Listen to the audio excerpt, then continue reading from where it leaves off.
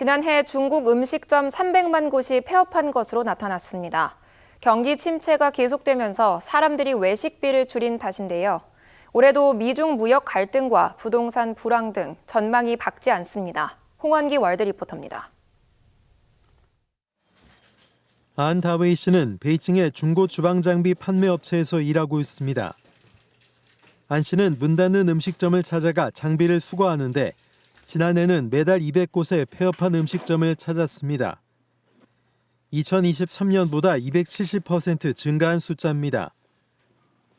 음식점 폐업은 베이징만의 일은 아닙니다. 지난해 중국에서 폐업한 음식점은 약 300만 곳으로 역대 최고 수준이었습니다. 일반 식당부터 카페, 고깃집, 술집까지 업종을 가리지 않고 문을 닫았습니다. Last year was a tough year for the sector, especially for smaller players. There had been many smaller restaurant closures. 음식점 줄 폐업의 가장 큰 이유는 경기 침체. 팬데믹 이후 중국 경제는 활력을 찾지 못하면서 내수도 위축됐습니다. 경제에 대한 불확실성이 커지고 중산층의 자산이 줄어들면서 외식을 꺼리는 현상이 발생한 겁니다. 吃这块省了不少，因为平时之前出去随便吃一顿的话，人均大概是在50块钱左右，现在回家一天做饭下来，我觉得50块钱都够了。 코로나19 때 실직자들이 자영업에 뛰어들었다는 것도 원인으로 꼽힙니다. 시장 조사기관 프로스트 앤 설리번에 따르면 중국은 인구 1000명당 식음료 매장 7곳을 보유하고 있는데 세계 1위에 해당되는 수치입니다. 我们看到其实餐饮业进入很多的新手就集中出现在这2年，特别是在疫情刚放开的时候，23年年初，我们看到很多地产行业的、教育行业的。 미국과의 무역 전쟁으로 인한 관세 부과, 부동산 불황 장기화는 올해 전망도 어둡게 하고 있습니다. 소비자 물가지수 오름세도 둔화하면서 경기 침체와 물가 하락이 함께 오는 디플레이션에 대한 우려가 커지고 있습니다. 아르헨티나에선 요즘 아이 울음소리보다 강아지 짖는 소리가 더 흔하다는 말이 나오고 있는데요. 반려견을 가족처럼 여기는 문화가 빠르게 확산하면서 신생아 수가 급감하는 현상이 빚어지고 있습니다. 원예미 월드 리포터입니다. 사람들이 카페에 앉아 생일 축하 노래를 부릅니다. 주인공은 꽃갈 모자를 쓴 채 케이크 앞에 앉아 있는 반려견 비너스입니다. Digo, yo siento que ella es tipo muy humana, está muy humanizada, entonces quiero como que, o sea, no sé, siento que se va a dar cuenta que es su cumpleaños y se va a sentir como protagonista. A ella le encanta que le den atención, obviamente, tipo.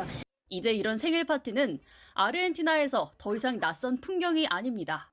부에노스 아이레스 가구 80%가 반려동물을 키우고 등록된 반려견 수는 이미 14세 이하 어린이 수를 넘어섰습니다. 세계 최고 수준의 반려동물 보유율 이면엔 지난 10년간 40% 넘게 뚝 떨어진 출산율이라는 어두운 그림자가 드리워져 있습니다. 유치원들의 정원 미달 사태가 일상화된 지 오래입니다. 경제가 불안해지면서 아이 대신 반려견이 가족을 대체하는 새로운 사회 현상이 두드러지고 있다는 분석입니다. Tradicionalmente se podía cuestionar subir a tus animales a la cama o festejarles el cumpleaños o lo que se decía humanizarlos. Hoy, por el contrario, lo que se cuestiona es tener animales sin formar vínculos de familia con ellos. 이러한 문화 변화는 다시 경제 지형도에 영향을 미쳐 반려동물 전용 베이커리부터 호텔, 묘지까지 관련 산업이 때 아닌 호황을 누리고 있습니다. Para nosotros Tai es un hijo más. Sí. De hecho, cuando en el embarazo le decíamos, Tai, vas a tener un hermanito. Va a venir un hermanito. Y a él le decimos, quédate con tu hermanito. Para nosotros es así. 정치권도 펫 프렌들리 도시 법안을 추진하는 등 변화를 수용하는 모습입니다. 하지만 일각에선 아이보다 개가 더 많은 사회는 병든 사회라는 우려도 터져 나오고 있습니다. 반려동물이 단순한 위로를 넘어 인간관계의 대체제가 되고 있는 아르헨티나. 전문가들은 이 같은 현상은 출산 포기와 공동체 해체라는 더 심각한 사회적 변화로 이어질 수 있다고 경고하고 있습니다. 남아프리카 공화국이 다음 달부터 인상되는 부가가치세 때문에 긴장하고 있습니다. 가뜩이나 경제가 어려운데 중상층의 구매력마저 줄어들면 경제에 큰 부담이 될 수 있다는 우려 때문입니다. 윤서영 월드 리포터입니다. 남아공 케이프타운에서 소규모 음료 제조업체를 운영하는 마들랄라 씨는 다음 달이 오는 것이 두렵습니다. 다음 달 1일부터 상품 등에 적용되는 부가가치세가 현행 15%에서 1%포인트 더 오르기 때문입니다. And with the VAT increase, that becomes quite a lot of burden on your cash flow, and cash flow is king in business. 정부는 재정 적자를 줄이기 위해 부가가치세 인상을 결정했지만 이 조치가 경제에 부담을 줄 것이라는 우려가 큽니다. 남아공은 최근 10년 동안 고질적인 전력난으로 경제 성장에 차질을 빚었습니다. 기업과 가게 모두 디젤 에너지나 태양광 설치 등 대체 에너지원에 큰 돈을 들여야 했기 때문입니다. 지난해 3월 순환단전을 시행하면서 급한 불은 껐지만 전력난이 완전히 해결된 것은 아닙니다. 올해 미국이 관세 전쟁을 시작하면서 글로벌 무역 환경도 불안정합니다. 그런데 부가가치세까지 인상하면 경제가 위축될 수밖에 없습니다. We have borrowed up to 5.3 trillion rand, of which about 2.8 trillion has gone to waste. We have not grown the economy. GDP per capita has regressed, and debt per capita has increased. 특히 남아공의 실업률은 지난해 4분기 기준 31.9%, 청년 실업률은 60.8%로 심각한 수준입니다. 이런 상황에서 부가가치세가 오르면 소비자의 구매력은 감소할 것으로 전망됩니다.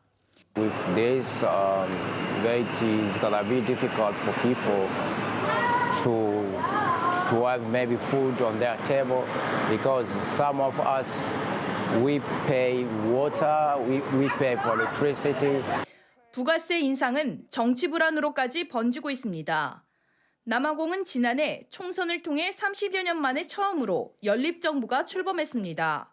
하지만 연정 파트너인 민주동맹이 부가세 인상에 반대하며 연정은 붕괴 위기를 맞고 있습니다. 내수 부진이 지속되면서 대표적인 서비스 업종인 숙박 음식점업이 장기 불황을 겪고 있습니다. 미국 트럼프 행정부의 관세 폭탄으로 소비 심리가 쪼그라든 건데 자영업 위기는 더 깊어질 수 있습니다. 유성훈 기자입니다. 지난 2월 숙박 음식점업 생산지수는 103.8로 1년 전보다 3.8% 감소했습니다. 숙박 음식점업 생산이 22개월째 단 한 번도 늘지 못하는 불황이 계속됐는데 관련 통계를 집계한 2000년 이후 역대 최장 부진 기록입니다. 숙박 음식점업 불황이 본격화한 2023년에는 폐업 신고자가 98만 6,487명으로 역대 최대를 기록했습니다. 계속되는 숙박 음식점업 불황은 이미 심각한 수준의 자영업 불황을 더 심화할 수 있는 악재가 되고 있습니다.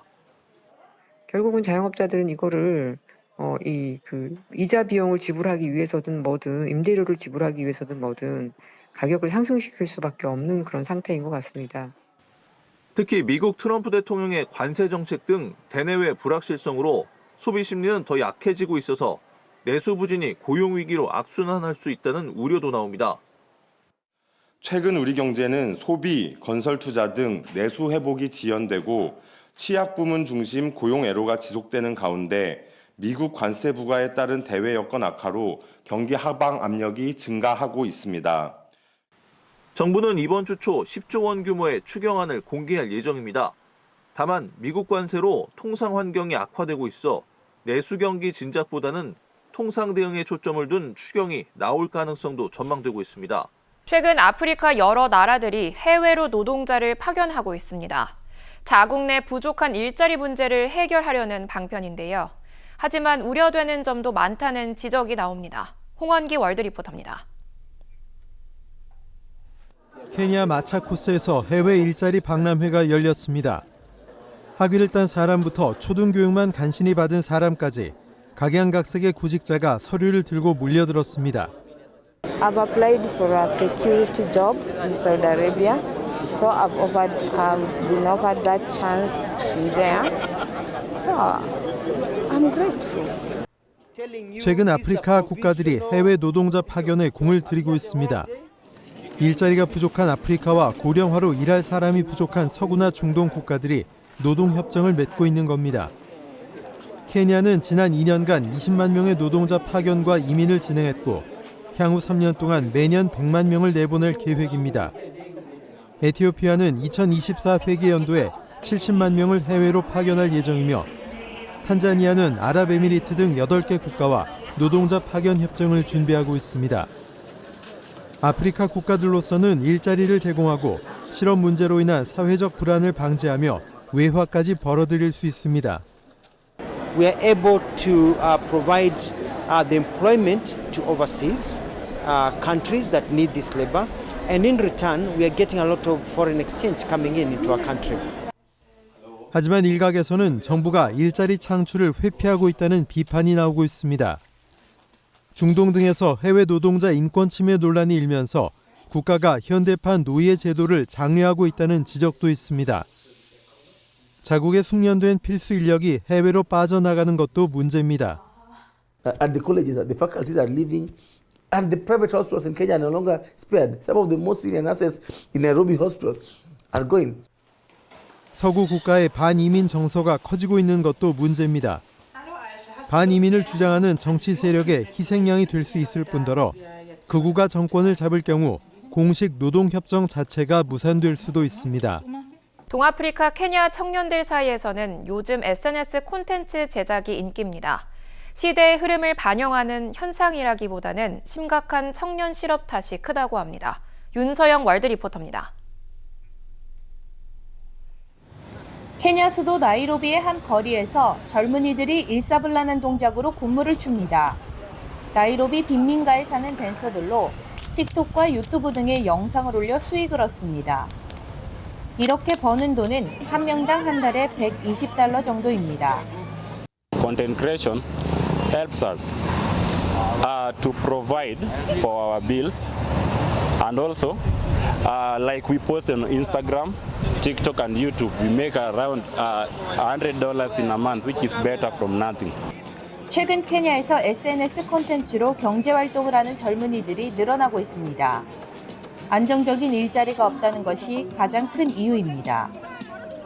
케냐 전체 인구의 35%가 15세부터 34세까지의 젊은이들인데 이들 가운데 67%가 실업자입니다. 특히 사무직 일자리는 씨가 말라 대학을 졸업해도 취직할 데가 없습니다. I did Bachelor of Science in Nursing and Public Health, but just after graduating, I came to a shock in our country that there are no jobs. So I had to be innovative. I had to look for other ways of getting money. 정부는 이런 흐름에 맞춰 2022년 사진과 영상 촬영에 대한 규제를 완화했습니다. 예전에는 이런 활동을 하려면 관련 기관에서 허가를 받아야 했으며 어기면 거액의 벌금을 물거나 체포되는 경우도 있었습니다. 하지만 지금은 기본적인 규칙만 지키면 누구나 허가 없이 영상과 사진 콘텐츠를 만들 수 있습니다. There are places that you can shoot and there are places that you cannot also shoot. So you have also to respect the rules and regulations of different places also. 하지만 영상 촬영 규제 완화는 임시방편일 뿐이라며 근본적인 대책을 요구하는 목소리가 큽니다. 케냐에서 해마다 노동시장에 진출하는 청년들은 약 80만 명. 하지만 신규 일자리는 이를 따라가지 못하고 있습니다. 일자리를 찾지 못해 각종 범죄나 테러 단체에 발을 들이는 젊은이들까지 늘어나면서 청년 실업은 가장 심각한 사회 문제가 되고 있습니다. 세계 최대 인구 대국 인도는 빠르게 경제 성장을 하는 나라 가운데 하나입니다. 하지만 이 성과가 젊은 인력을 쥐어짠 결과라는 비판이 나옵니다. 유영선 월드 리포터입니다.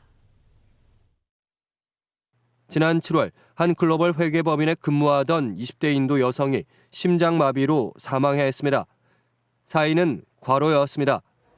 이 사건은 인도 사회 전역에 큰 충격을 주며 노동 환경을 돌아보는 계기가 됐습니다. The stress these days youngsters are facing is due to overload. They don't get time in between their work. They are focusing on work and deadlines even at home. 국제노동기구에 따르면 인도인의 주당 평균 노동시간은 46.7시간입니다. 2022년 기준 세계 167개국 가운데 주당 평균 노동시간이 44시간을 넘는 국가는 8개인데 여기에 해당하는 겁니다. 대부분의 인도 사무직 노동자들은 초과 근무를 밥 먹듯 하고 집에서도 일을 하는 경우가 많습니다. 글로벌 경쟁에서 앞서야 한다는 회사의 압박이 심하기 때문인데 인도의 고속 성장은 결국 젊은 인력의 희생 덕분이라는 비판이 나오고 있습니다. And of course, competition when you are competing with your global counterparts is even more high. So pressure sometimes is an outcome of that. 국제노동기구에 따르면 인도의 청년 실업률은 2022년 기준 12.4%. 젊은이들은 어렵게 얻은 일자리를 잃는 것이 두려워 아무리 힘들어도 불만을 입 밖에 내지 못합니다. 어쩌다 개선을 건의해도 권위주의적인 기업 문화는 무시해버립니다.